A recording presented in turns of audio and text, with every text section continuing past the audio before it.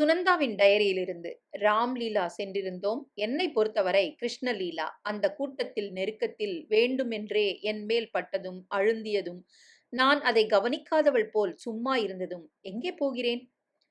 சுவிட்சை தட்டியவர் இன்ஸ்பெக்டர் மாதவன். வெளிச்சம் பரவியது. உடனே கணேஷ் சுதாரித்துக் கொண்டு கையை தன் பைக்குள் செலுத்திக் கொண்டு எக்ஸிபிஷனில் பராக் பார்ப்பனனைப் போல நிற்க, அதே சமயம் மாதவன் எதிர்பாராத காட்சி தருகின்ற பயமும் போலீஸ் பயிற்சியின் தைரியமும் கலந்து நகராதே என்றார். நகரவில்லை என்றான் கணேஷ். உடன் கிருஷ்ணன் இருக்காரா? ஹலோ, ஒரு விருந்தாளி. ஏய் என்று கான்ஸ்டபிளை கூப்பிட்டார் மாதவன். யார் நீ? எப்படி இந்த அறைக்குள்ள நுழைஞ்ச? நான் கணேஷ், கிருஷ்ணனோட நண்பன். கிருஷ்ணனை பார்க்க வந்தேன். என்ன இது? அறை இப்படி கலைஞ்சு கிடக்கு. போலீஸ்லாம். கிருஷ் எங்க? கிருஷ்ணன் இறந்துட்டான். ஓ மை காட் என்றான் கணேஷ் தன் நெஞ்சை பிடித்துக் கொண்டு. நீ ஒரு மோசமான நடிகன் என்றார் மாதவன். எனக்கு புரியல. கான்ஸ்டபிளை பார்த்து தூங்கு மூஞ்சி, இந்த ஆள் எப்படி உள்ள நுழைஞ்சான் என்று கேட்டார் மாதவன். கான்ஸ்டபிள் கணேஷை பார்த்தார். கணேஷ் அவரை பார்த்து காய் சங்கீத்லா என்றான். கான்ஸ்டபிள் முதலில் சாத்திரியப்பட்டார். மராத்தியில் கணேஷின் ஜனனத்தை பற்றி சந்தேகித்து ஒரு திட்டு பிரயோகப்படுத்திவிட்டு மூர்க்கமாக அவன் அருகில் வந்தார். இரு என்றான் மாதவன். உன் பெயர் என்ன சொன்ன? கணேஷ் என்றான் கணேஷ். உனக்கு ஒரு நிமிஷம் கொடுக்குறேன். இங்க எப்படி வந்த? ஏன் வந்த? சொல்லு என்றார் மாதவன். கேள்வி ஒண்ணு. எப்படி வந்த? மாடிப்படி வழியா. போலீஸ்காரங்க ஒருத்தரையும் பார்க்கல? பார்க்கல. தூக்க கலக்கத்துல வந்தேன். லிஃப்ட் ஏறினேன். என் அருமை நண்பன் கிருஷ்ணனோட பிளாட் சாவி என்கிட்ட இருக்கு. இதோ திறந்தேன். திறந்து லைட் சுவிட்சை தடவிக்கிட்டு வாசலில் கான்ஸ்டபிள் இல்லையா? இல்ல. ஏய், என்ன இது என்று மாதவன் கான்ஸ்டபிளை அதட்டினார். சார், ஒரு நிமிஷம் வெளியே போயிருந்தேன், பாத்ரூமுக்கு. முட்டாள். கேள்வி 2. ஏன் வந்தேன்? படுத்து தூங்குறதுக்கு. சில வேளைகள்ல இரவு ஆட்டம் சினிமா பார்த்துட்டு தூங்குறதுக்கு இங்க வருவேன். How to steel a million அருமையான படம். பீச்சர்ல ஓடல. அது இருக்கட்டும். கிருஷ்ணன் இறந்துட்டானா? மிஸ்டர், எனக்கு நல்லா தெரியும் நீ செய்யறது பாவ்லா. நீ வந்தது தூங்குறதுக்கு இல்ல, தொலாவறதுக்கு. உன்னை விசாரிச்சு 4 தட்டு தட்டணும். எதுக்காக என்ன விசாரிச்சு 4 தட்டு தட்டணும்? உண்மையை கக்கறதுக்கு. இப்போதான் உண்மையை கக்கிட்டு இருக்கிறேனே. விளையாடுறியா? இன்ஸ்பெக்டர், நீங்க பிக்விக் பேப்பர்ஸ் படிச்சிருக்கீங்களா? நான் உன்னை அரெஸ்ட் பண்ண போறேன். வாரண்ட் இருக்கா? செக்ஷன் 75 சிஆர்பிசி படி. ஓ, சட்டம் தெரிஞ்ச ஆசாமி. செக்ஷன் 54 தெரியும். வாரண்ட் இல்லாமலே உன்னை அரெஸ்ட் பண்ணலாம். என்ன குற்றம்? எவ்வளவோ. ஹவுஸ் பிரேக்கிங், போலீஸ் வழிகளில் குறுக்கீடு. நீங்க என்ன ஆச்சரியப்படுத்துறீங்க இன்ஸ்பெக்டர்? என் கோணத்துல இருந்து பாருங்க. என் நண்பனை நான் பார்க்க வரேன். என் கையில சாவி இருக்கு. சுதந்திரமா நுழையிறேன். இது தப்பா? நான் நுழையிறப்போ காவல் இல்லாதது ஏன் தப்பா? நான் ஏதாவது திருடினேனா?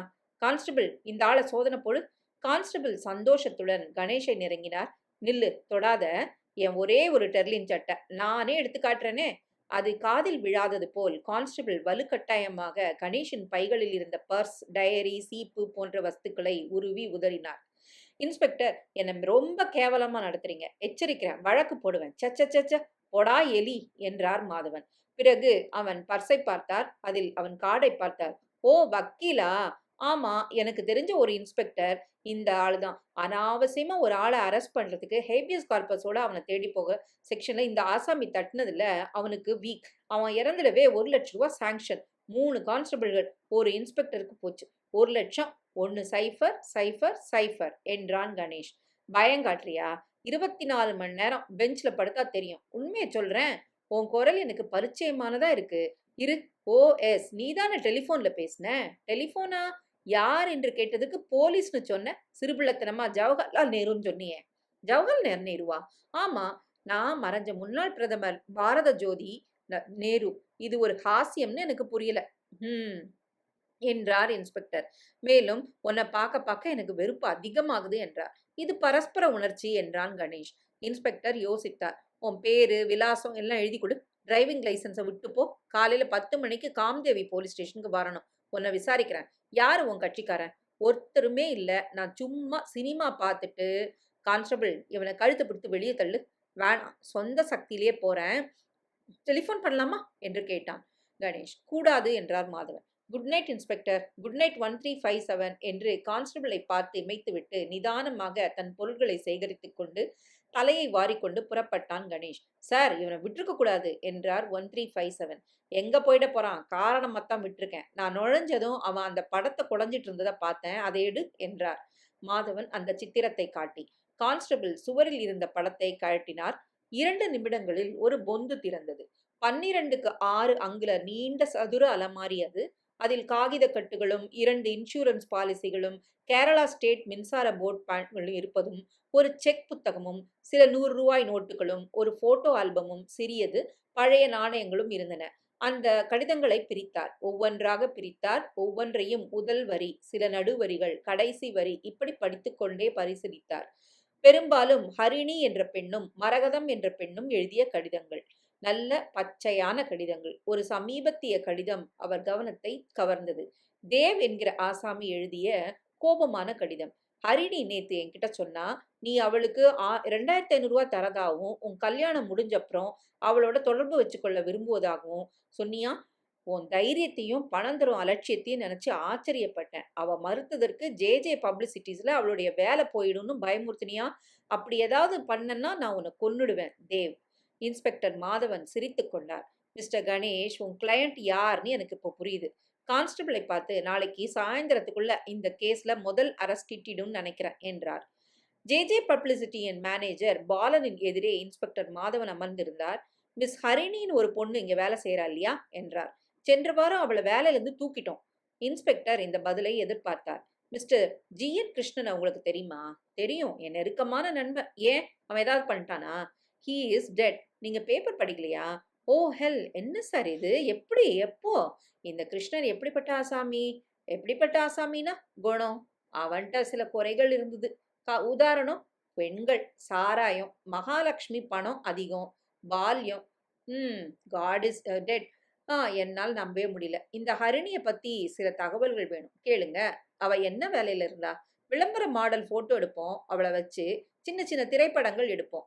அவளுக்கும் கிருஷ்ணனுக்கும் ஏதாச்சும் இருந்துச்சா? நிறைய. சென்ற வாரம் அவளை வேலையில இருந்து நீக்கினது கிருஷ்ணனோட சிபாரிசன் பேர்ல தான். ஒரு விதத்துல அப்படித்தான். அந்த கிருஷ்ணன் எங்க கம்பெனியின் மேனேஜிங் டைரக்டரோட உறவினன். அவ வீட்டு விலாசம் உங்க கம்பெனில இருக்குமா? இருக்கு, தர சொல்றேன். பட்டனை அழுத்தினார் மேனேஜர். மாலை 4:30க்கு கணேஷ் வீட்டு டெலிபோன் ஒலித்தது. எஸ் கணேஷ். எஸ், நான் தேவ் பேசுறேன். அவங்க இங்க இருக்காங்களே. எவங்க? போலீஸ். போலீஸா? எதுக்கு? என்னை கைது பண்றதுக்கு வாரண்டோட வந்திருக்காங்க. நீ காலையில சொன்னதெல்லாம் புழுகு. தேவ் தேவ் தேவ், கவலைப்படாத. ஆஹா, எவ்வளவு ஆறுதல். கவனி தேவ், நல்லா கவனி. அவங்களோட பேசு. எந்த கேள்விக்கும் பதில் சொல்லாத. நீ காஃபி சாப்பிட்டியான்னு கேட்டா கூட பதில் சொல்லாத. விரதம் இருக்கும் அப்படின்னு போல இரு. நான் உடனே வரேன். அரெஸ்ட் பண்ணா எதிர்க்காத. கணேஷ், எனக்கு ஒண்ணுமே புரியல. நீ விஷயத்த ரொம்ப குழப்பியிருக்கேன்னு தெரியுது. அந்த வாரண்ட்ட பாரு. அதுல என்ன எழுதியிருக்கு? மேஜிஸ்ட்ரேட் கையெழுத்து போட்டு போலீஸ் ஆபீசருக்கு என்ன அரெஸ்ட் செய்யும்படி உத்தரவிட்டு இருக்குது. அது இல்ல, குற்றம் என்னன்னு எழுதியிருக்கு? நிறைய எழுதியிருக்கு. 302 அது இதுன்னு. செக்ஷன் 302ன்னா மர்டர், கொலை என்றான் கணேஷ். சுனந்தாவின் டைரியிலிருந்து மீண்டும். அடிக்கடி வருவதும் போவதும், என்னை பார்ப்பதும் சிரிப்பதும், நான் பதிலுக்கு சிரிப்பதும் சகஜமாகிவிட்டது. அடிக்கடி ஜெய் ஞாபகம் வருகிறது. ஜெய் என் மனசாட்சியின் பக்கம். கே அந்த பக்கம். இந்த பக்கம் கண்ணியமும் கட்டுப்பாடும் புத்திசாலித்தனமும், ஜாய்ஸின் யூலிசஸும் புரியாத வாசகங்களும், அந்த பக்கம் தவிர்க்க முடியாத கவர்ச்சியும், சில தொடல்களும் அசைவுகளும் வேதனைகளும் விருப்பங்களும். மனம் ஒரு பக்கம் சாயும். சிவப்பு விளக்கு எரிகிறது. அதில் டிராபிக் இல்லாத போது, போலீஸ்காரன் இல்லாத போது சிவப்பு விளக்கை எடுப்படுவதில்லையா? படுத்துக் கொள்ளும் போது இதை எழுதுகிறேன். நாளை காலை தெளிவடைந்து விடுவேன். பழைய காலத்து கருங்கல் செங்கல் கட்டிடம் அது. அதில் ஒரு அறை. ஒரு அறை என்பதை விட 1½ அறை என்று சொல்லலாம். மேலிருந்து 30 அடிக்கு தொங்கும் ஒரு அறை. அதன் கீழ் பிரசிடென்சி மேஜிஸ்ட்ரேட் புருஷோத்தம் ஹரிதாஸ், 55 வயசு, கோரை பற்கள் போல தலை, கருப்பும் தங்கமும் கலந்த பிரேம் கண்ணாடி, ஒரே விரலில் 2 மோதிரங்கள். அவர் அருகில் கோர்ட் கிளார்க், அவர் எதிரே ரெமிங்டன் டைப்ரைட்டர். மேலே சுவரில் கையில் புத்தகம் வைத்துக்கொண்டு புன்னகைக்கும் மகாத்மா. மகாராஷ்டிர மாநிலத்துக்கும் ஜெய்தேவ் என்பவரின் புத்தன் தேவதத்தன் என்ற தேவுக்கும் இடையில் வழக்கின் பிரிலிமினரி ஹியரிங் நடந்து கொண்டிருக்கிறது. பிராசிக்யூட்டிவ் இன்ஸ்பெக்டர் முஸ்கானி சில காகிதங்களை கலைத்து அடுக்கிக் கொண்டிருந்தார். கணேஷ், டிஃபென்ஸ் தரப்பு ஒரு காகிதத்தை 4ஆய் மடித்து, 8ஆய் மடித்து, 16ஆய் மடிக்க பிரயத்தனப்பட்டு கொண்டிருக்கும் போது மேஜிஸ்ட்ரேட் கூப்பிட்டார். மன்சூர் கவனித்தார். உங்களுக்கு எல்லா காகிதங்களும் ரிப்போர்ட்டுகளும் கிடைச்சிச்சா? போலீஸோட இறுதி ரிப்போர்ட், ஃபர்ஸ்ட் இன்ஃபர்மேஷன், ப்ராசிக்யூஷன் சாட்சிகளோட வாக்குமூலங்கள் கிடைச்சது யுவரான.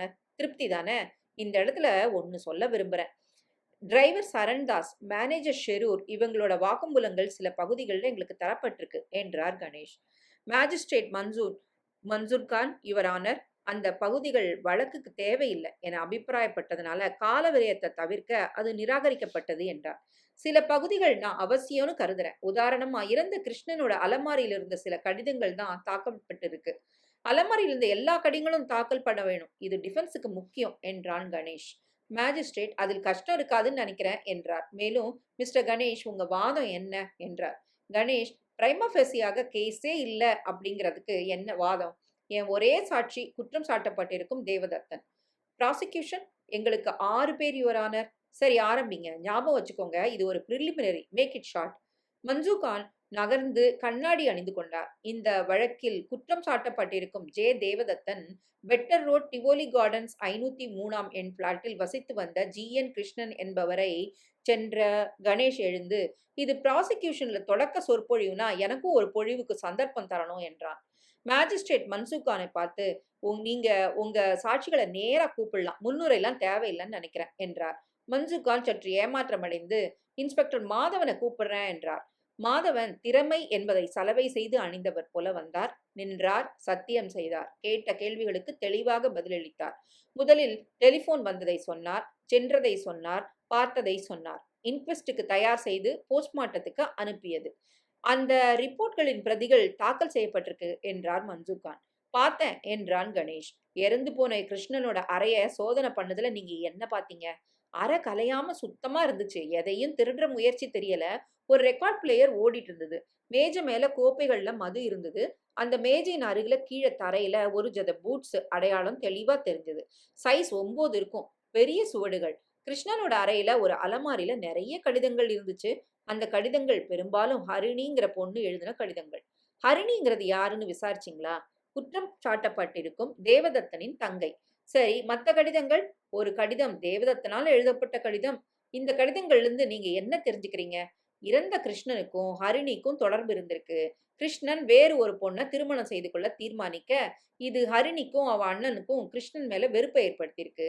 ஹரிணி ஒரு விளம்பர கம்பெனியோட மாடலா இருந்து சமீபத்துல வேலையிலிருந்து நீக்கப்பட்டிருக்கா. இதுக்கு காரணம் ஒரு விதத்துல கிருஷ்ணன். இப்படி நிகழ்ந்ததுனால கிருஷ்ணனை நிச்சயம் கொன்னுடுவேன்னு பயமுறுத்தி தேவதத்தன் எழுதின ஒரு கடிதம் இருந்தது. என் முதல் சந்தேகத்துக்கு இந்த கடிதம் தான் ஆதாரமா இருந்தது. அந்த கடிதம் தாக்கல் பண்ணப்பட்டிருக்கு யுவர் ஆனர். உங்களுக்கு வேணும்னா படிச்சு காட்டுறேன். தேவையில்லை என்றார் புருஷோத்தம். மேல் விசாரணையில என்ன தெரிந்துச்சு இன்ஸ்பெக்டர்? சம்பவம் நடந்த மாலை 7:30க்கு தேவதத்தன் கிருஷ்ணன் அறைக்கு போனதையும் அவங்க இருவரும் பலத்தமா வாக்குவாதம் பண்ணதையும் சொன்னாங்க. கணேஷ் எழுந்து, யுவர் ஆனர், இதை நீங்க அனுமதிக்க கூடாது. இது ஹியர்சே. மத்தவங்க என்ன சொன்னாங்கன்னு தெரியறதுக்கு அவங்களையே கூப்பிடணும் என்றான். மன்சூர் கான், இது பிரிலிமினரி ஹியரிங். அவங்க வாக்குமூலங்கள்ல கையெழுத்திட்ட பிரதிகள் இருக்கு. டிஃபென்ஸுக்கும் கொடுத்திருக்கு. இன்ஸ்பெக்டர் விசாரித்த ஒவ்வொருத்தரையும் கூப்பிட்டா ரொம்ப காலதாமதமாகும் என்றார். இல்ல, அவங்கள குறுக்கு விசாரணை பண்றதுக்கு எனக்கு வேணும் அவசரமா. எந்த சூழ்நிலையில அந்த சாட்சிகள்லாம் எடுக்கப்பட்டனங்கிறதும் தெரியணும். இந்த ஹியரிங் நிச்சயம் அதை அனுமதிக்க கூடாது. மிஸ்டர் கணேஷ் சொல்றது சரிதான். இன்ஸ்பெக்டருக்கு தகவல் தந்தவர்கள்ல முக்கியமானவர்களை நீங்க சாட்சிக்கு கூப்பிடுங்களேன் என்றார் மேஜிஸ்ட்ரேட். கூப்பிடத்தான் போறோம் யுவர் ஆனர். சரி, அந்த கேள்வியை மாத்தி கேட்க அனுமதிங்க. இன்ஸ்பெக்டர், நீங்கள் பலரை விசாரிச்சீங்க. அந்த விசாரணையிலிருந்து நீங்க முடிவுக்கு வந்த விஷயங்கள் என்னென்ன? என்னென்ன எதிர்க்க முடியாதுன்னு நினைக்கிறேன் இந்த கொஸ்டினை. கணேஷ், கோ ஹெட் என்றான். இன்ஸ்பெக்டர், சம்பவம் நடந்த இரவு சுமார் 7:30க்கு தேவதத்தன் ஒரு டாக்ஸில வந்து இறங்கியிருக்கான். கிருஷ்ணன் அறைக்கு போயிருக்கான். அறையில 2 பேருக்கும் உரத்த வாக்குவாதம் நடந்திருக்கு. அறையை விட்டு தேவதத்தன் வேகமா வெளியேறி இருக்கான். தேவதத்தன் வந்த சமயம் போஸ்ட்மார்ட்டம் கணக்கிட்ட கிருஷ்ணன் இறந்த சமயம் கிட்டத்தட்ட ஒன்னா இருக்கு. தேவதத்தனின் விரல் ரேகைகளை அறையில நிறைய இடத்துல பார்த்தோம். அவர் ஷூவின் அடையாளமும் அறையில தெளிவா இருந்துச்சு. அவர் ஷூவின் அடிக்கோடுகளும் தரையில் பதிந்த கோடுகளும் வரிக்கு வரி பொருந்திருக்கு. யுவர் ஆனர், இவர் சொல்றதுல ஒவ்வொரு வாக்கியத்தையும் மற்ற சாட்சிகளை வச்சுக்கிட்டு நிரூபிக்க வேண்டிய பொறுப்பு ப்ராசிக்ஷனியோடது. அப்படி செய்யாட்டா அதை முழுசும் நீங்க நிராகரிக்கணும் என்றான் கணேஷ். மன்சூர் கான், நிரூபிக்கிறோம் மிஸ்டர் கணேஷ், கவலைப்படாதீங்க. வரப்போற ப்ராசிக்யூஷன் சாட்சியில இந்த வாக்கியங்கள் ஒவ்வொன்றும் நிரூபணம் பெறும். வந்தனம் இன்ஸ்பெக்டர், நீங்க குறுக்கு விசாரணை பண்ணலாம் என்றார். கணேஷ் எழுந்தான். மாதவனை நேராக பார்த்தான். ஹலோ என்றன அவன் கண்கள். மாதவன் பதில் பார்வையில், நான் உன்னை வெறுக்கிறேன் என்று பெரிய எழுத்தில் எழுதினார். இன்ஸ்பெக்டர், நீங்க எவ்வளவு உயரம்? 5 அடி 10 அங்குலம். நீங்க அணியும் ஷூஸோட சைஸ் என்ன? 9. நீங்க அறையில பார்த்த சுவடுகள் உங்க காலணிகளா இருக்கலாம் இல்லையா? முடியாது. ஏன் அப்படி சொல்றீங்க? அந்த அடையாளங்கள்ல பேட்டர்ன் வேற. நான் உள்ள நுழைஞ்சதும் அத தெளிவா பார்த்தேன். உடனே தனியா மார்க் பண்ணிட்டேன். நீங்க உடனே உள்ள நடக்கவே இல்லையா? நடந்தேன் ஷூவ கழட்டிட்டு. என் சுவடுகள் உள்ள பதிந்த இடத்துங்கள ஜாக்கிரதையா கிராஸ் பண்ணிட்டேன். வினோதம், வினோதம் இல்ல. ஜாக்கிரதையுள்ள எந்த போலீஸும் செய்யறது தான். அங்கருந்து கால் சுவடுகள் கொ குற்றம் சாட்டப்பட்ட தேவதத்தனோட கால் சுவடுகள்ங்கிறீங்களா? நான் சொல்லல. ஒப்பிட்டு பார்த்ததுல பொருந்துது. அந்த சுவடுகள் குற்றம் நிகழ்ந்த அன்னு தான் பதிந்ததுன்னு எப்படி சொல்லுவீங்க? முதல் தினம் தேவதத்தன் வந்திருந்தா பதிஞ்சிருக்கலாம் இல்லையா? இருக்கலாம். ஆனா அறை தினம் தினம் சுத்தம் செய்யப்படுதே. சுத்தம் செய்யப்படுதா? அன்னைக்கு எப்போ அறை சுத்தப்பட்டதுன்னு தெரிஞ்சுக்கிட்டீங்களா? இல்ல. காலையில 8 மணிக்கு சுத்தம் செய்யப்பட்டதுன்னு வச்சுக்கிட்டா, அதுக்கப்புறம் எப்போ வந்திருந்தாலும் அந்த சுவடுகள் பதிந்திருக்கலாம் இல்லையா? இருக்கலாம். சரி. அந்த விரல் ரேகைகள்? தேவதத்தனின் விரல் ரேகைகள் அறையில சில இடங்கள்ல இருந்ததா சொன்னீங்க.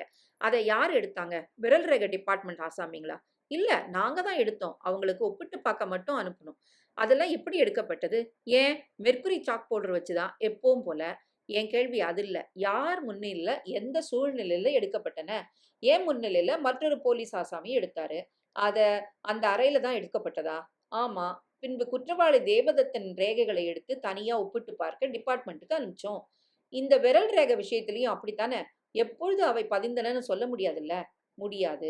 மற்றொரு விஷயம் இன்ஸ்பெக்டர். நீங்க அறையில நுழைஞ்சப்போ ஒரு ரெக்கார்ட் பிளேயர் ஓடிட்டு இருந்ததுன்னு சொன்னீங்க. அதுல ரெக்கார்ட் இருந்ததா? ஆமா. ஒரு லாங் பிளே ரெக்கார்ட். அது பாடிட்டு இருந்ததா? பாடி முழுந்து இறுதியில் இருந்தது. தானாக மோட்டார் அணைக்கும் மெக்கானிசம் வேலை செஞ்சதுனால முடிவுல ஓடிக்கொண்டே இருந்துச்சு. இதனால கொலை நடந்த சமயம் அதிலிருந்து சங்கீதம் ஒலித்துக் கொண்டிருந்ததுன்னு நான் சொல்லலாம் இல்லையா? ஆமா. ரெக்கார்ட் பிளேயர் சங்கீதத்தின் மத்தியில சம்பவம் நடந்திருக்கணும். ஆமா.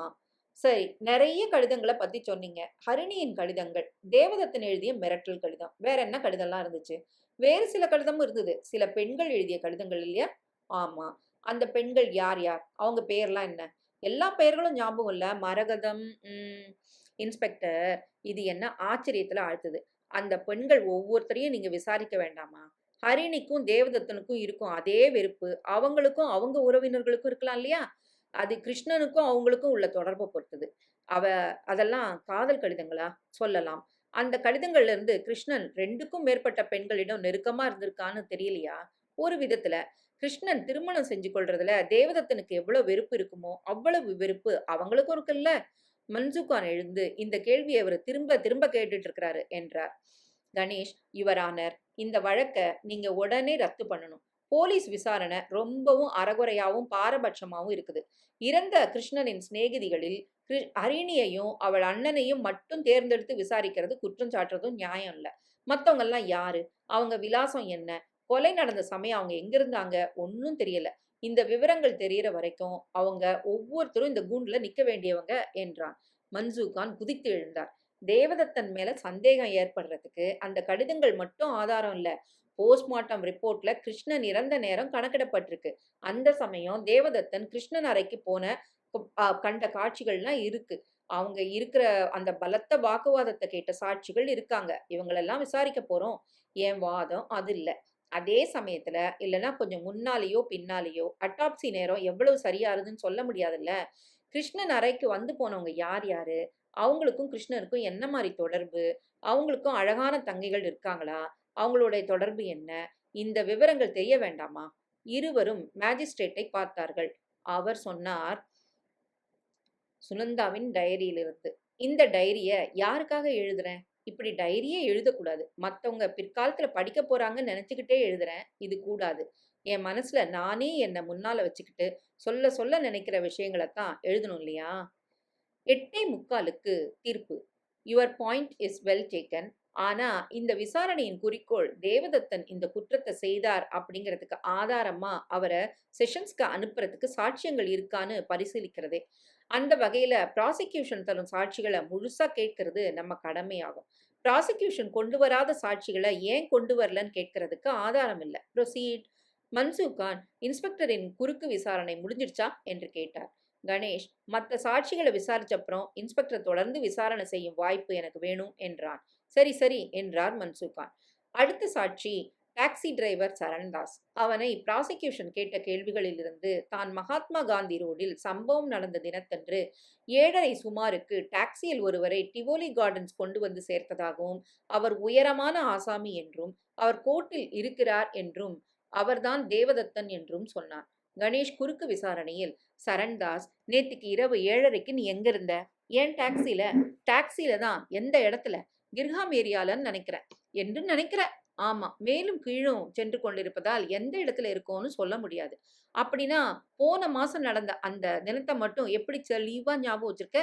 எனக்கு இந்த கேள்வி புரியல. மேஜிஸ்ட்ரேட், தேவதத்தனை அன்னைக்கு டாக்ஸில கொண்டு வந்ததை ஞாபகத்துல வச்சுக்கிறதுக்கு ஏதாவது காரணம் இருக்கா என்று கேட்டார். மறுநாள் பேப்பர்ல பார்த்தேன். சம்பவம் பத்தி ராத்திரி ஒரு ஆசாமியை கொண்டு வந்து விட்டோமே, அந்த இடத்துக்கு இதுக்கும் ஏதாவது சம்மந்தம் இருக்குமான்னு பக்கத்துல போலீஸ் ஸ்டேஷனுக்கு போய் சொன்னேன். அப்படியா? சரி. தேவதத்தனை நீ எப்போ முதல்ல பார்த்த? போலீஸ் ஸ்டேஷன்ல. காம்தேவி போலீஸ் ஸ்டேஷன்ல? ஆமா. மன்சூர்கான் தவித்தார். அதுக்கு முன்னாடி பார்க்கலையா? இல்ல, அதற்கு முன்னால் டாக்ஸில பார்த்தனே. அப்புறம் போலீஸ் ஸ்டேஷன்ல பார்த்தேன். மாலை 7:30க்கு மகாத்மா காந்தி ரோட்ல பார்த்த? ஆமா. மகாத்மா காந்தி ரோட்ல எந்த இடத்துல டாக்ஸி பிடிச்சாரு? ஜஹாங்கீர் ஆர்ட் கேலரி பக்கம் ஐஏசி ஆபீஸுக்கு கிட்ட. அங்க நல்ல வெளிச்சம் இருந்துச்சா? இருக்கும். ராத்திரி 7:30க்கு அந்த இடத்துல அவரை பார்த்த. உன் டாக்ஸில ஏறினாரு. அவர் முகம் உனக்கு ஞாபகம் இருக்கு. இருக்கு என்று தேவதத்தனை ஒருமுறை பார்த்து கொண்டான் சரண்தாஸ். எப்படி பார்த்த? நேரா. முகம் ஞாபகம் இருக்கும்படி வெளிச்சம் இருந்துச்சா? இருந்தது. இரவு 7:30க்கு தெரு மத்தியில போன மாசம் உன் டாக்ஸில ஏறினவர் முகம் உனக்கு ஞாபகம் இருக்கு. ஆமா. சரி. நேத்து காலையில பகல் வெளிச்சத்துல 10 மணிக்கு உன் டாக்ஸில சவாரி செஞ்சவர் முகம் அமைப்ப சொல்லு பார்க்கலாம். மன்சூர்கான் எழுந்து, யுவர் ஆனர், இது ரொம்ப வேஸ்ட். தேவதத்தனை ஞாபகம் இருக்கிறதுக்கு காரணம் சொல்லியாயிடுச்சு. திரும்ப திரும்ப ஒரே கேள்வியை கேட்கிறாரு நண்பர். அவர் முடிவுக்கு முன் கணேஷ், சரி, தேவதத்தனை போலீஸ் ஸ்டேஷன்ல பார்த்தப்போ என்ன கேட்டாங்க என்றான். யாரு?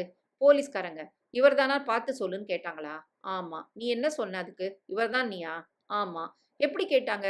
2, 3 பேருக்கு நடுவுல நிறுத்தி வச்சு கேட்டாங்களா? இல்ல தேவதத்தனை தனியா வச்சு கேட்டாங்களா? தனியா உட்கார்ந்திருந்தாரு. நான் சொல்றேன். நீ தேவதத்தனை பார்த்தது முதல் தடவை ஸ்டேஷன்ல தான். நீ அவர்தான்னு சொல்லு. உன் மேல டிராஃபிக் டிபார்ட்மெண்ட்ல இருக்க குடிச்சிட்டு ஓட்டின கேஸ் எல்லாம் ரத்து பண்றோம்னு சொன்னாங்க இல்லையா? Your honour, this is too much என்று கத்தினார் மன்சூர்கான். மேஜிஸ்ட்ரேட் மிஸ்டர் கணேஷ், அந்த கேள்வி அனாவசியமானது, சம்பந்தமே இல்லாதது என்றார். சாரி சார், அந்த ஆள் ஒரு மகா பொய்யன். இந்த ரெக்கார்ட்லாம் பாருங்க, சொல்றதெல்லாம் பொய். அது பற்றி தெரிஞ்சுக்கத்தான் நான் இருக்கேன். டாக்ஸி டிரைவர் சரண்தாஸ் நகரும் முன் கணேஷ், சரண்தாஸ், ஒரே ஒரு கேள்வி. உன் டாக்ஸி நம்பர் என்ன என்றான். MRT 1387. 1387 1378 137 1387 நீயே 788. யுவர் ஆனர், இவன் ஞாபக சக்தி மிகவும் வீக்கானது, அவ்வளவுதான் சார் என்றார் கணேஷ். அடுத்து வந்த AR ஷரூர் தான் திவாலி கார்டன் மேனேஜர் என்று சம்பவம் நடத்தன்று மாலை 7:30க்கு தேவதத்தன் கிருஷ்ணன் பிளாட்டுக்கு உள்ளே செல்வதை பார்த்ததையும் சொன்னார். கணேஷ், கிருஷ்ண பிளாட் எங்க இருக்கு என்று ஆரம்பித்தான். 5வது மாடியில. 5வது மாடியில மாலை 7:30க்கு நீங்க என்ன பண்ணிட்டு இருந்தீங்க? 2ஆம் பிளாட்ல ஏதோ குழாய் அடைச்சிட்டு இருந்ததுன்னு சொன்னாங்க. யார் சொன்னாங்க? போலீஸா? இல்ல. உங்களுக்கு குழாய் ரிப்பேர் தெரியுமா? தெரியாது. 7:30ன்னு எப்படி சரியா சொல்றீங்க? 5:30ன்னு இருக்கலாம்ல. கடிகாரத்தை பார்த்தேன். எதுக்காக? மணி பார்க்க. மிஸ்டர் ஷெரூர், குழாய் ரிப்பேருக்கு நீங்க 5வது மாடிக்கு போனீங்க. தேவதத்தன் கிருஷ்ணன் அறைக்கு போறத பார்த்தீங்க. உடனே கடிகாரத்தை பார்த்தீங்க. கொஞ்சம் இயற்கைக்கு விரோதமான சம்பவங்களா இல்ல? நடந்தது அதுதான்.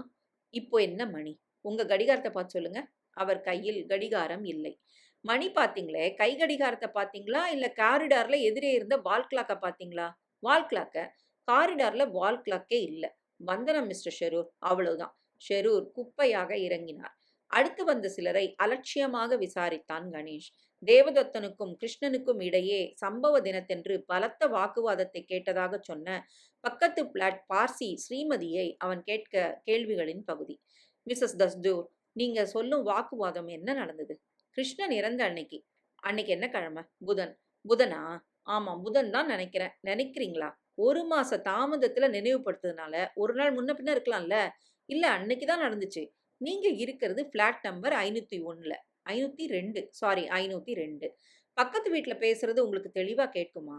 ஏறக்குறைய. உங்களுக்கு தேவதத்தனை முதல்லயே தெரியுமா? தெரியாது. அவர் குரல் உங்களுக்கு பரிச்சயமானதா? இல்ல. அப்படின்னா தேவதத்தனுக்கும் கிருஷ்ணனுக்கும் இந்த வாக்குவம் நடந்துச்சுன்னு எப்படி சொல்றீங்க?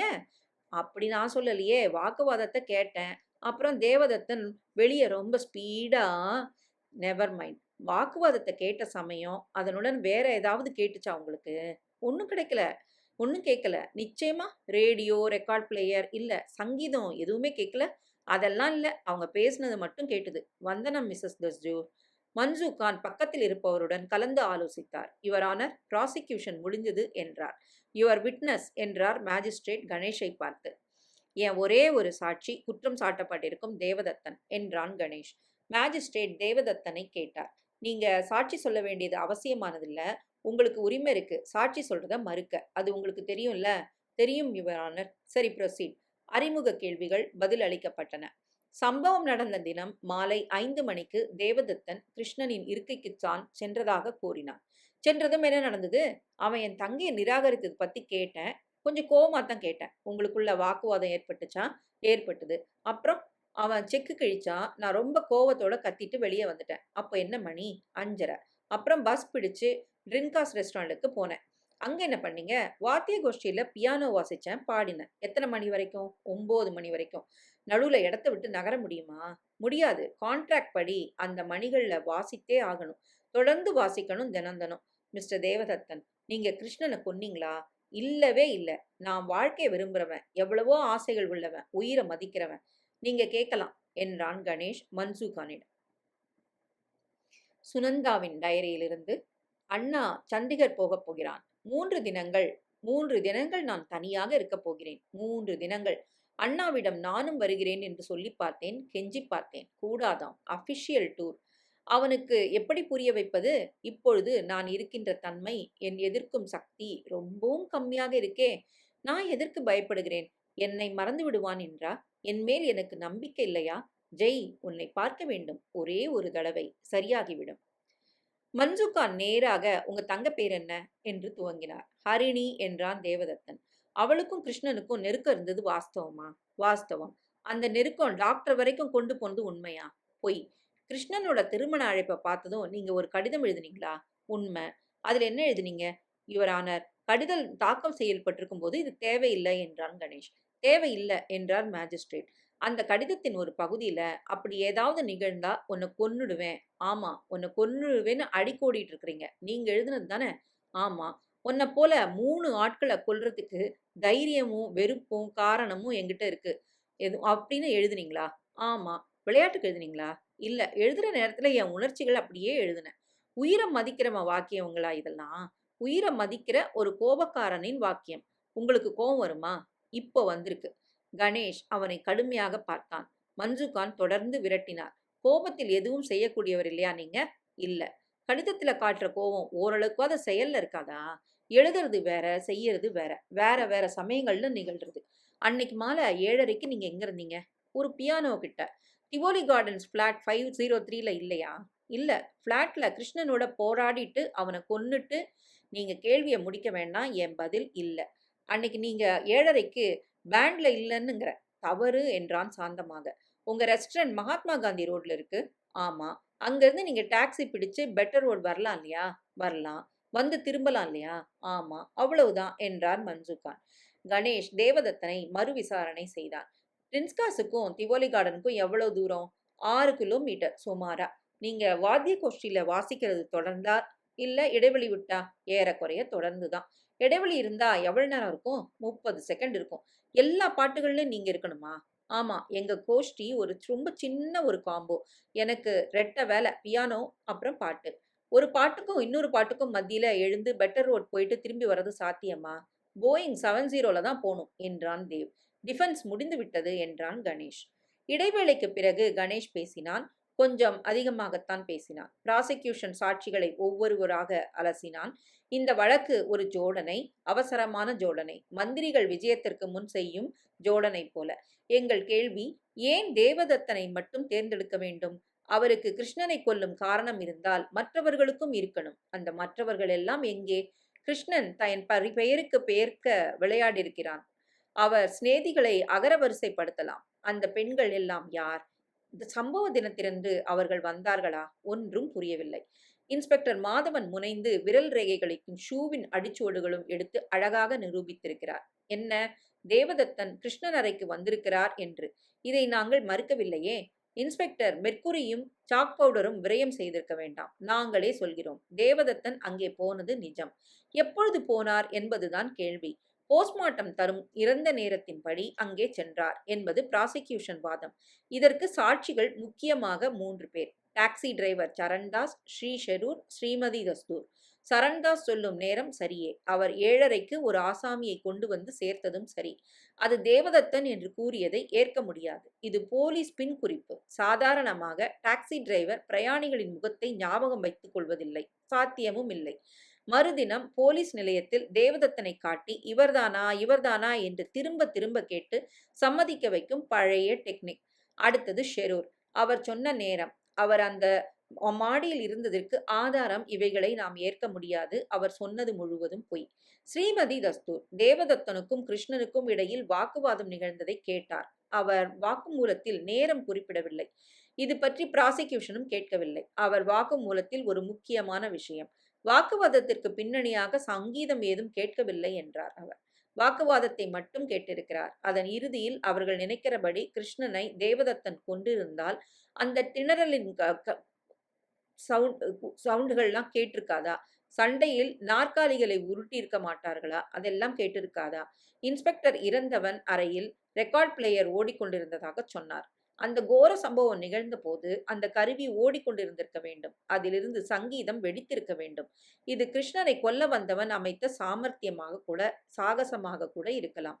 திணறல் சப்தம் வெளியே கேட்காமல் இருக்க ஏற்படுத்திய உத்தியாக இருக்கலாம். ஸ்ரீமதி தஸ்தூர் கேட்டது அவர்கள் சம்பாஷணையை மட்டும்தான். சங்கீதம் ஏதும் இல்லை. இதனால் தெரிவது என்ன? சம்பவம் நிகழ்ந்த சமயமும் தேவதத்தன் வந்த சமயமும் வேறு வேறு என்பதே. உட்கார்ந்தான் கணேஷ். மன்சுகான் எழுந்து நிதானமாக பிராசிக்யூஷன் சாட்சிகளை தொகுத்து சொன்னார். தேவதத்தன் தான் கொன்றான் என்பதை எல்லா சாட்சிகளும் நிரூபிக்கின்றன என்றார். கொல்வதற்கு அவனுக்கு வலுவான காரணம் இருப்பதை சொன்னார். டிஃபென்ஸ் காட்டும் அலிபி அஸ்திவாரம் இல்லாதது என்றார். நண்பர் ஃபேன்சியாக சில வாக்கியங்களை சொன்னார். திணறல் என்றும் சப்தங்கள் கேட்கவில்லை என்றும். தேவதத்தன் மாதிரி வலுவான உயரமான ஆசாமி, சந்தேகமே படாத ஒரு ஆளை, கிருஷ்ணன் போன்ற சிறிய வடிவமுள்ள ஆளை பின்புறம் அணுகி கயிற்றினாலோ நீளமான துணியினாலோ மிக வலுவாக இருக்கும்போது அந்த ட்ராமா என்கிற ஸ்திதியில் சப்தமே எழாது. மேலும் 15 நிமிஷம் போலீஸ் எப்படி மிக தெளிவாக நிரூபித்திருக்கிறது என்று பிரித்து சொன்னார். உட்கார்ந்தார். அவர் மனதில் வரப்போவது தெளிவாக தெரிந்தது. மேஜிஸ்ட்ரேட் புருஷோத்தம் ஹரிதாஸ் தன் கை கடிகாரத்தை பார்த்துவிட்டு சரியாக 3:45க்கு மறுபடி கூடுவோம் என்று சொல்லிவிட்டு சென்றார். தேவதத்தனை உள்ளே அழைத்துச் செல்ல காரிடாரில் நின்று கொண்டிருந்த ஹரிணி கணேஷை நோக்கி பார்த்தாள். Ganesh, you are great. இரு இரு, தீர்ப்பு வரட்டும் என்றான். சிகரெட்டை பிடித்த அவன் விரல்கள் நடுங்கிக் கொண்டிருந்தன. மணி 3:45 ஆனதும் மேஜிஸ்ட்ரேட் புருஷோத்தம் ஹரிதாஸ் திரும்ப வந்தார். உட்கார்ந்தார். மேஜிஸ்ட்ரேட் காகிதங்களை அடுக்கிக் கொண்டார். மெதுவாக கண்ணாடியை கழட்டினார். துடைத்தார். தெளிவாக சொன்னார். பிராசிக்யூஷன் சாட்சிகளையும் டிஃபென்ஸ் கட்சியின் 2 தரப்பு வாதங்களையும் கேட்ட பிறகு இந்த வழக்கில் தேவதத்தன் இந்த குற்றத்தை செய்தார் என்பதற்கு ஆதாரம் இல்லை. ஹுர்ரே என்றான் தேவ். அவனை கணேஷும் மேஜிஸ்ட்ரேட்டும் கடுமையாக பார்த்தார்கள். தூரத்தில் ஹரிணி கைக்குட்டையால் கண்களை ஒற்றிக்கொண்டு சிரித்தாள். மேஜிஸ்ட்ரேட் தொடர்ந்தார். பிராசிக்யூஷனின் நிரூபணம் தவறானது, அவசரமானது, போதாது. தேவதத்தனை செஷனுக்கு அனுப்புவதற்கோ அல்லது என் எல்லைக்குள் கூட தண்டிப்பதற்கோ எதுவுமே ஆதாரம் இல்லை. தேவதத்தனை விடுதலை செய்யுமாறு பணிக்கிறேன். மன்சுகான் ரொம்ப வீக் ப்ராசிக்யூஷன் என்று காகிதங்களை எரித்துவிட்டு புறப்பட்டார். 3 காப்பி கோப்பைகளுக்கு எதிரே ஹரிணி, தேவ், கணேஷ் மூவரும் உட்கார்ந்தார்கள். கணேஷ் கணேஷ் ரொம்ப பிரமாதம், எக்ஸலண்ட், டெரிஃபிக். கொஞ்சம் அடைச்சொற்கள் பாக்கி வச்சிரு. உனக்கு 1000 தடவை தேங்க்ஸ் சொல்லணும். ஆரம்பிக்கட்டுமா? கணேஷ், நான் அன்னைக்கு நைட்டு அந்த கடிதங்களுக்காக போய் மாட்டிக்கிட்டது, போலீஸாரை அவசரப்படுத்தி விட்டது, தற்செயலா தவறான தடயங்கள்ல அவங்கள செலுத்தி விட்டது இருந்தாலும் ரொம்ப நெருக்கமான ஷவரம் என்றான். ஆமா, நான் தான் இல்லைன்னு தீர்ந்துடுச்சே. யார் செஞ்சாங்க அந்த குற்றத்தை? வெயிட்டர் பில்லுடன் வந்தார். இவனா கூட இருக்கலாம் என்றான் கணேஷ். அது போலீஸின் தலைவலி. இப்போ என் கவனம் வேற இடத்துல இருக்கு என்று ஹரிணியை பார்த்து, என் அறைக்கு வந்து என் பென்சில் சித்திரங்கள் எல்லாம் பார்க்கறியா என்று கேட்டான். சரி என்றாள். அந்த சரியில் 3-4 சரிகள் கலந்திருந்தன. இப்போ கேஸ் என்ன ஆகும்? உனக்கு ஏன் கவலை? இன்னும் கொஞ்ச நாள்ல பாப்பாங்க. அப்புறம் ஃபைல மூடுவாங்க. இல்லன்னா கொஞ்சம் மேல போகும். வேற ஒரு பெரிய போலீஸ் ஆஃபீசர் ஒருத்தர் பாப்பாரு. ஏதாவது விட்டுப்போன புதிய பாதைகள் தெரிஞ்சா, அத சார்ந்தே கதை தொடரும் என்றான் கணேஷ்.